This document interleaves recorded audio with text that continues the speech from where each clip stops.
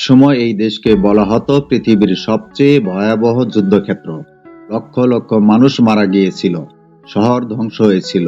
কিন্তু আজ সেই দেশই এশিয়ার দ্রুততম অর্থনৈতিক শক্তিগুলোর একটি। কিভাবে বিধ্বস্ত ভিয়েতনাম আজ প্রযুক্তি, রপ্তানি আর পর্যটনের শক্তিশালী কেন্দ্র হয়ে উঠল? আর কেন বিশ্বের বড় বড় কোম্পানিগুলো এখন ভিয়েতনামের দিকে ছুটছে? চলুন জেনে নেই সেই অবিশ্বাস্য গল্প।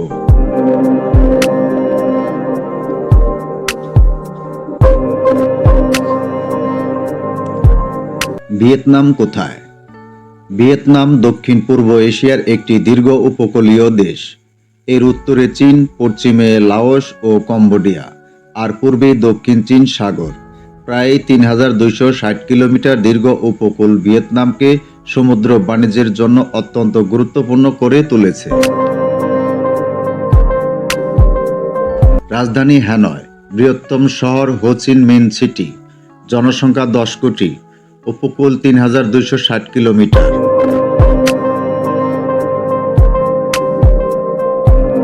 যুদ্ধের আগের ভিয়েতনাম। অনেক বছর ধরে ভিয়েতনাম ছিল ফরাসি উপনিবেশ।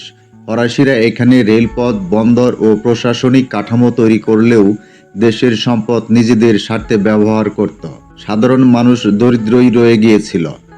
এই সময়েই স্বাধীনতার আন্দোলন শুরু হয়। সেই আন্দোলনের অন্যতম নেতা ছিলেন হো চি মিন।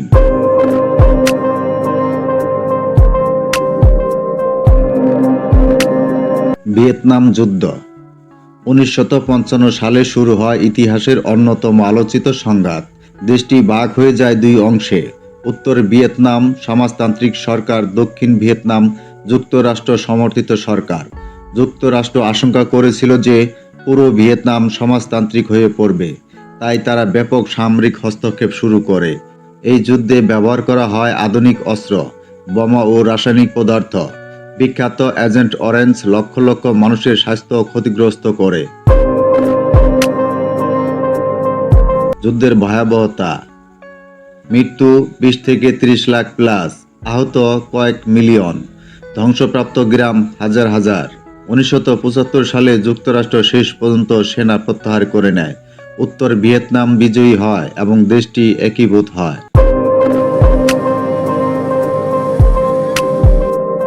যুদ্ধের পর ধ্বংসস্তূপ। যুদ্ধ শেষ হলে ভিয়েতনামের সামনে ছিল আরেক যুদ্ধ, পুনর্গঠন। দেশের অর্থনীতি ভেঙে পড়েছিল, খাদ্য সংকট ছিল, শিল্প প্রায় বন্ধ, আন্তর্জাতিক নিষেধাজ্ঞাও ছিল। অনেকেই মনে করেছিল ভিয়েতনাম কখনো ঘুরে দাঁড়াতে পারবে না। ২ মই সংস্কার। ১৯৮৬ সালে ভিয়েতনাম নেয় একটি ঐতিহাসিক সিদ্ধান্ত, ২ মই বা অর্থনৈতিক সংস্কার। সরকার ধীরে ধীরে বাজার ভিত্তিক অর্থনীতি চালু করে, বিদেশি বিনিয়োগের সুযোগ দেয়, বেসরকারি ব্যবসাকে উৎসাহিত করে। ফলাফল: ১৯৮৬ সালে দ্রুত শিল্পায়ন, রপ্তানি বৃদ্ধি, দারিদ্র্য ব্যাপকভাবে কমে যাওয়া। বিদেশি কোম্পানির আগমন। কেন বিশ্ব ভিয়েতনামে বিনিয়োগ করছে? আজ স্যামসাং, নাইকি, ইন্টেল, এলজি সহ বহু আন্তর্জাতিক কোম্পানি ভিয়েতনামে কারখানা স্থাপন করছে। কারণ তুলনামূলক কম শ্রম ব্যয়, দক্ষ কর্মশক্তি, সমুদ্র বন্দর সুবিধা, রাজনৈতিক স্থিতিশীলতা, বাণিজ্য চুক্তি। বিশেষ করে চীনের বিকল্প উৎপাদন কেন্দ্র হিসেবে ভিয়েতনামের গুরুত্ব দ্রুত বাড়ছে। অর্থনৈতিক বিস্ময়।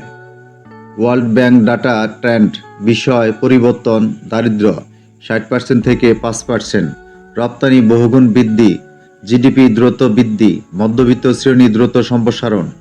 বিশ্বব্যাংকের তথ্য অনুযায়ী গত কয়েক দশকে ভিয়েতনাম কোটি কোটি মানুষকে দারিদ্র্য থেকে বের করে এনেছে।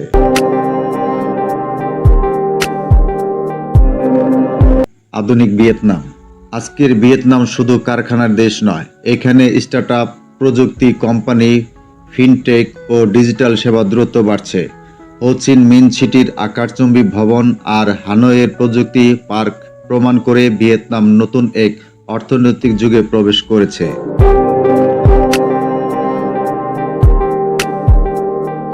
পর্যটনের স্বর্গ। ভিয়েতনাম এখন বিশ্বের জনপ্রিয় পর্যটন গন্তব্যগুলোর একটি। বিশেষ আকর্ষণ হ্যালং বে, হই আন, সাপা, দানাং। প্রতি বছর লাখ লাখ পর্যটক এখানে আসে প্রকৃতি, খাবার ও সংস্কৃতির টানে।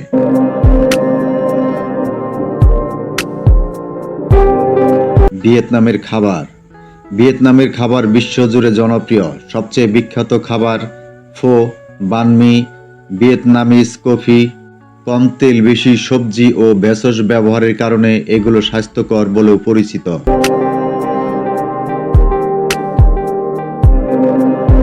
ভিয়েতনামের বড় চ্যালেঞ্জ। তবে সবকিছুই সহজ নয়। ভিয়েতনামের সামনে রয়েছে জলবায়ু পরিবর্তন, মেকং ডেল্টায় লবণাক্ততা, বন্যা, দূষণ, দ্রুত নগরায়নের চাপ। বিশেষজ্ঞরা বলেছেন ভবিষ্যতের উন্নয়ন টিকিয়ে রাখতে পরিবেশ রক্ষা হবে সবচেয়ে বড় পরীক্ষা। ভিয়েতনামের গল্প শুধু একটি দেশের গল্প নয়, এটি ধ্বংস থেকে পুনর্জন্মের গল্প। যুদ্ধে ক্ষত নিয়েও কিভাবে একটি জাতি শিক্ষা, শ্রম ও পরিকল্পনার মাধ্যমে উঠে দাঁড়াতে পারে তার জীবন্ত উদাহরণ ভিয়েতনাম। এক সময় যেখানে বোমা পড়ত, আজ সেখানে তৈরি হচ্ছে স্মার্টফোন। এক সময় যেখানে যুদ্ধের ধোঁয়া ছিল, আজ সেখানে জ্বলছে অর্থনৈতিক উন্নয়নের আলো। আর এই কারণেই ভিয়েতনামকে বলা হয় এশিয়ার অন্যতম ইকোনমিক মিরাক্কেল।